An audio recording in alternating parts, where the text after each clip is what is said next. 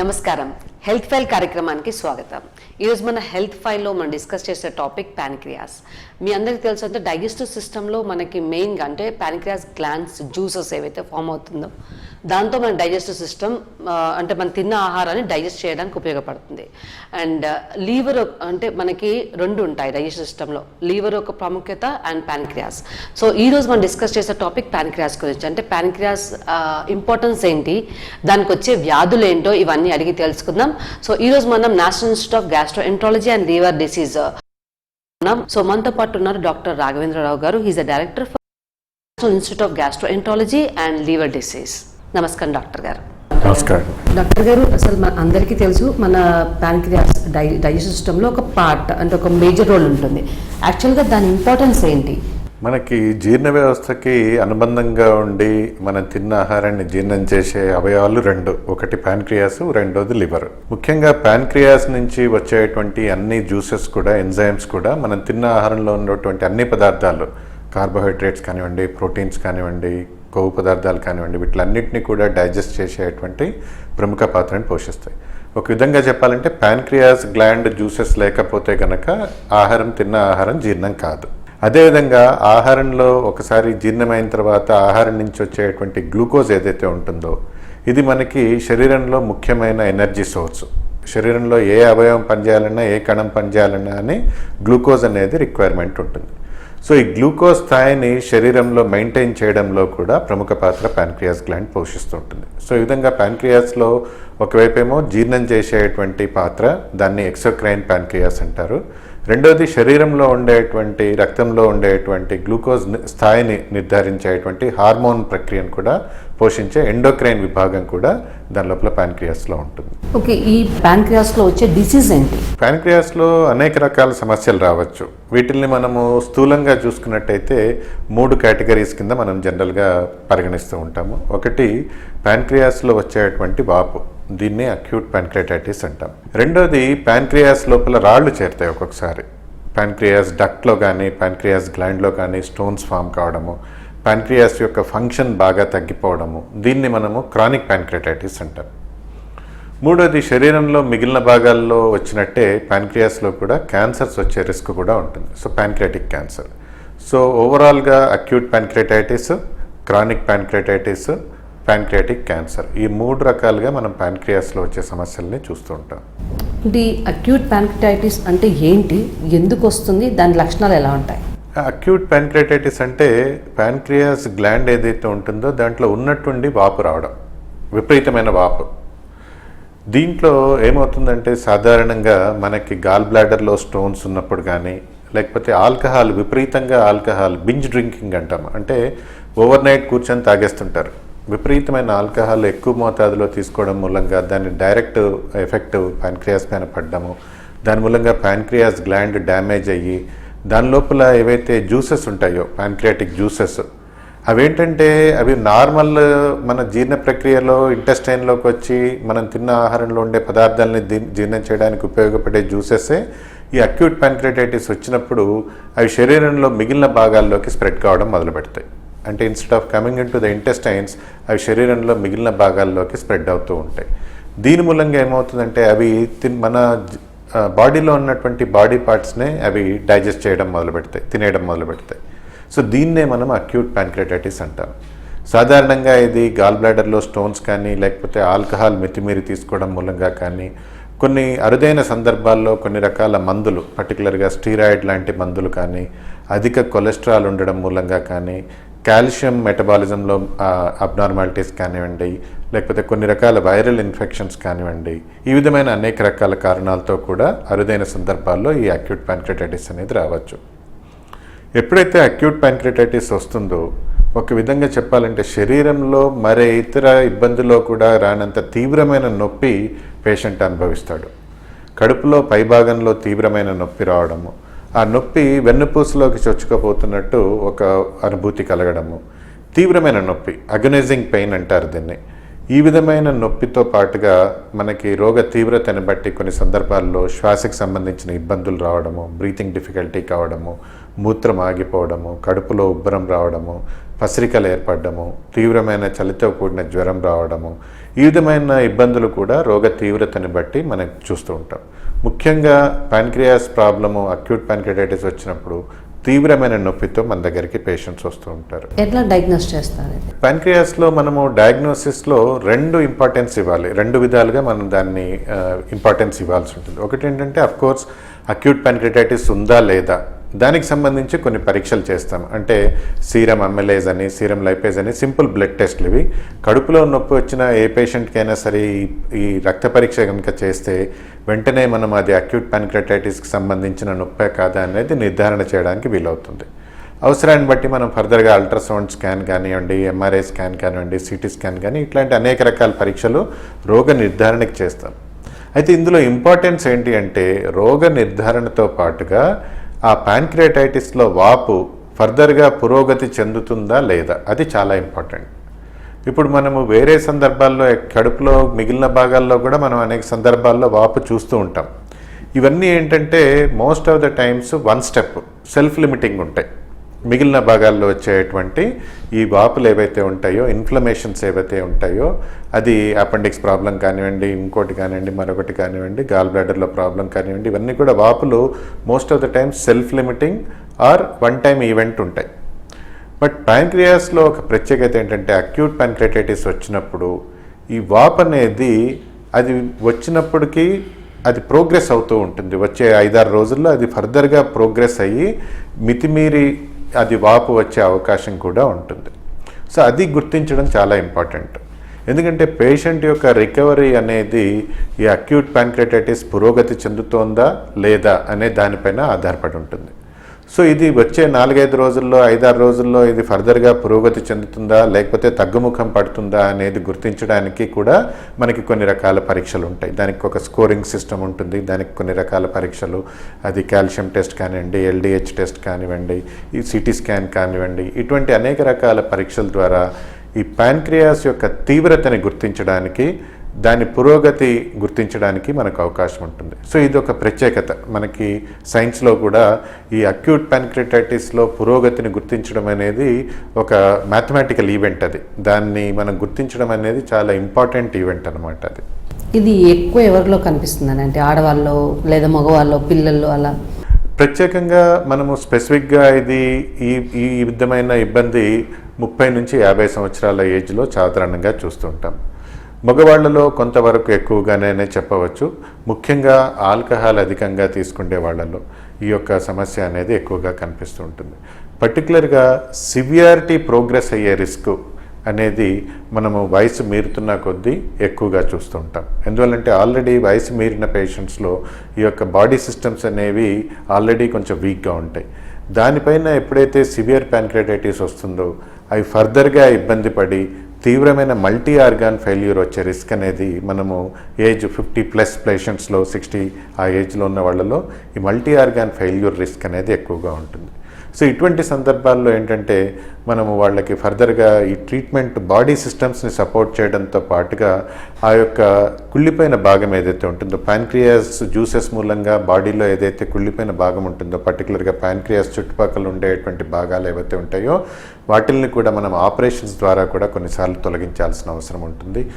కొన్నిసార్లు ఇవి ఆపరేషన్ లేకుండానే ఎండోస్కోపీ పద్ధతుల ద్వారా కానివ్వండి, లేకపోతే పర్క్యూటేనియస్ విధానాల ద్వారా కానివ్వండి, ఒకవేళ ఆపరేషన్ అవసరమైన కొన్నిసార్లు లాప్రోస్కోపీ విధానాల ద్వారా, అంటే ఓపెన్ ఆపరేషన్ చేయకుండా తేలికపాటి లాప్రోస్కోపీ ఆపరేషన్ ద్వారా కూడా ఈ యొక్క కుళ్ళిపోయిన భాగాన్ని తీయడం మూలంగా ఒకవైపు బాడీ సిస్టమ్స్ని సపోర్ట్ చేస్తూనే ఏదైతే సోర్స్ ఆఫ్ ఇన్ఫెక్షన్ ఉంటుందో, కుళ్ళిపోయిన ప్యాన్క్రియాస్ గ్లాండ్ నెక్రోటిక్ ఏరియా ఏదైతే ఉంటుందో దాన్నంతా కూడా తొలగించడం ద్వారా రోగికి పూర్తిగా ఈ అక్యూట్ ప్యాన్క్రియాటైటిస్లో, సివియర్ అక్యూట్ ప్యాన్క్రియాటైటిస్లో మనము క్యూర్ చేసే అవకాశం ఉంటుంది. ఒకవేళ ఈ అక్యూట్ ప్యాన్క్రియాటైటిస్ని నెగ్లెక్ట్ చేస్తే కనుక ఇది క్రానిక్గా మారే అవకాశం ఉంటుందా? అంటే ఈ రెండు కూడా డిఫరెంట్ సమస్యలు. అక్యూట్ ప్యాన్క్రియాటైటిస్, క్రానిక్ ప్యాన్క్రియాటైటిస్ అనేది to begin with they are different problems.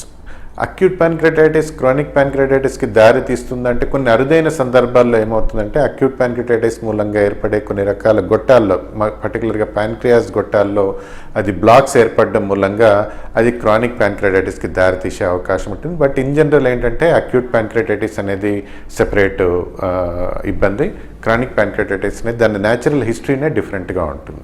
సరే, ఇది ఎందుకు వస్తుందండి? క్రానిక్ ప్యాన్క్రియాటైటిస్ ఎందుకు వస్తుంది? సాధారణంగా chronic pancreatitis most of the times మనకి ఈ యొక్క ఆల్కహాల్ దీర్ఘకాలంలో తీసుకోవడం మూలంగా, ఆల్కహాల్కి బానిసలైపోయి ఆల్కహాల్ దీర్ఘకాలంలో తీసుకోవడం మూలంగా స్లో డ్యామేజ్ ప్యాన్క్రియాస్లో అయ్యి ప్యాన్క్రియాస్ గ్లాండ్ అంతా కూడా ష్రింక్ అయిపోవడం.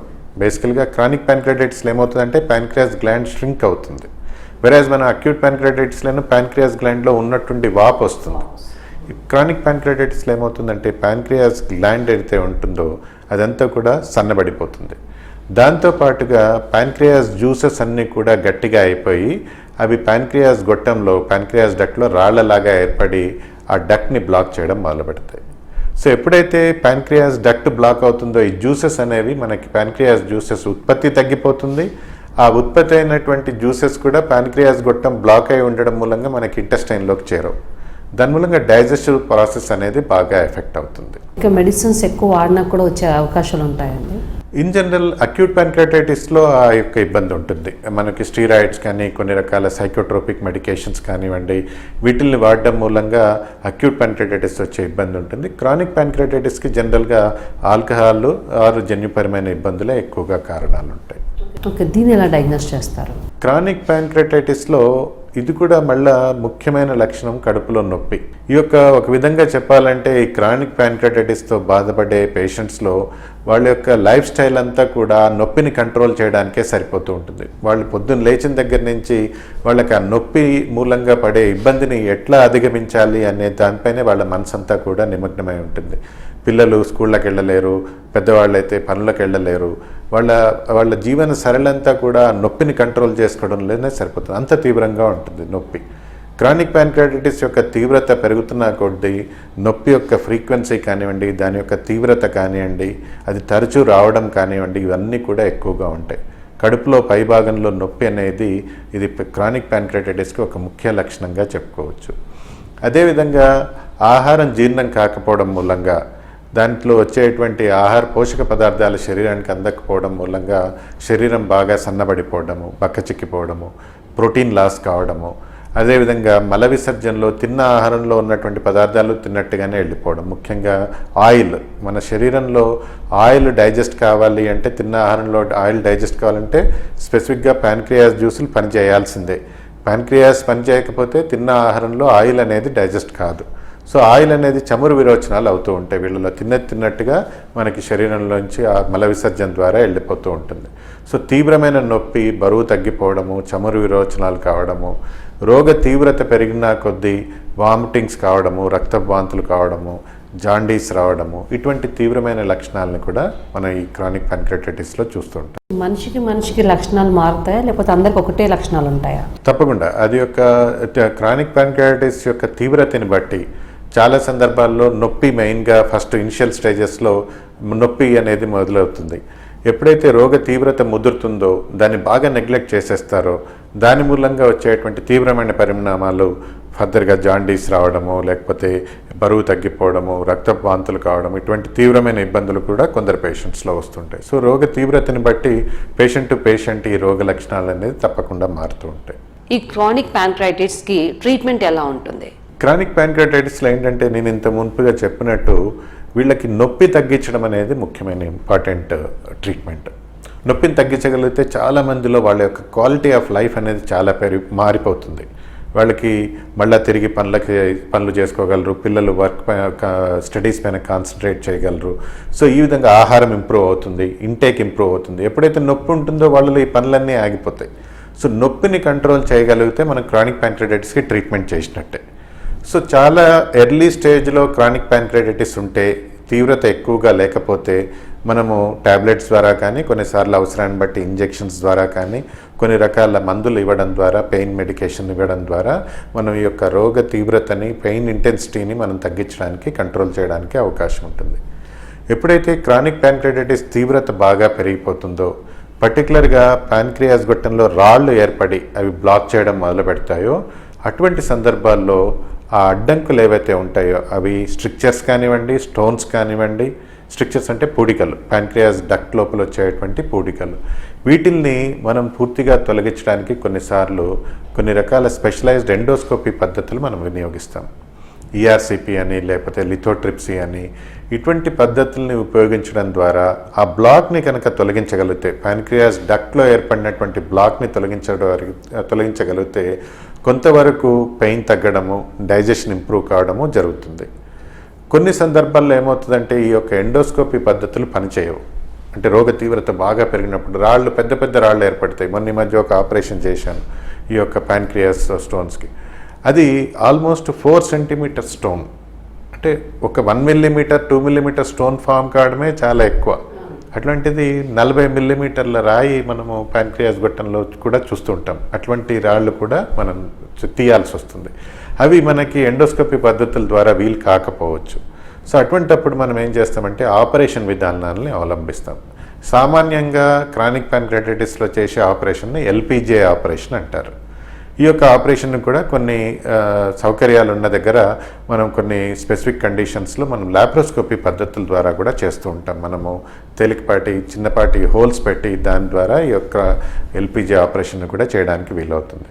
చాలా సందర్భాల్లో ఎల్పిజే ఆపరేషన్తో పాటుగా కొన్నిసార్లు ప్యాన్క్రియాస్లో మరికొన్ని అడిషనల్ ఆపరేషన్స్, ప్యాన్క్రియాటెక్టమీ ఆపరేషన్స్ కానీ, లేకపోతే ఫ్రేస్ ఆపరేషన్ అని, ఈ విధంగా అనేక రకాల మోడిఫికేషన్స్ని కూడా ఈ యొక్క ఆపరేషన్ పద్ధతిలో అవలంబించాల్సిన అవసరం ఏర్పడుతూ ఉంటుంది. వాళ్ళ లైఫ్ స్టైల్లో మార్పులు కూడా చేయాల్సి వస్తుందండి, తినే ఆహారం ఆహారపు అలవాట్లు, పర్టికులర్గా ప్యాన్క్రియాస్ క్రానిక్ ప్యాన్క్రియాటిస్ పేషెంట్స్ ముఖ్యంగా ఆల్కహాల్కి అలవాటు పడిన వాళ్ళైతే కంప్లీట్గా ఆల్కహాల్ నుంచి దూరం కావాల్సి ఉంటుంది. రెండోది ఆహారంలో తీసుకునే ఆహారంలో కూడా కొన్ని మోడిఫికేషన్స్ చేసుకోవాల్సి వస్తుంది. సులభంగా అరిగేటువంటి కార్బోహైడ్రేట్స్ని వాటిని ఇంక్రీజ్ చేసి ప్రోటీన్ని మోడరేట్గా ఉంచుకొని ఫ్యాట్ని తగ్గించడము, పర్టికులర్గా రెడ్ మీట్ ఐటమ్స్ అంటే బాగా ఈ యొక్క మాంసము మనకి బీఫ్ కానివ్వండి, పోర్క్ కానివ్వండి, ఈ యొక్క మటన్, వీటిలన్నింటిలో కూడా రెడ్ మీట్ ఐటమ్స్ ఏవైతే ఉంటాయి, అడి మాంసం తింటుంటారు చాలా ఏరియాస్లో. సో వీటిలో రెడ్ మీట్ అనేది ఉంటుంది, అది ప్యాన్క్రియాస్ పేషెంట్స్లో అది డైజెస్ట్ కాదు. సో ఇటువంటి మోడిఫికేషన్స్ అనేవి చేసుకోవాల్సి ఉంటుంది. అదేవిధంగా ఆహారం కూడా ఒకేసారి హెవీ మీల్స్ తీసుకోకుండా కొద్దిగా ఎక్కువ మార్లు ఆహారం తీసుకోవడము.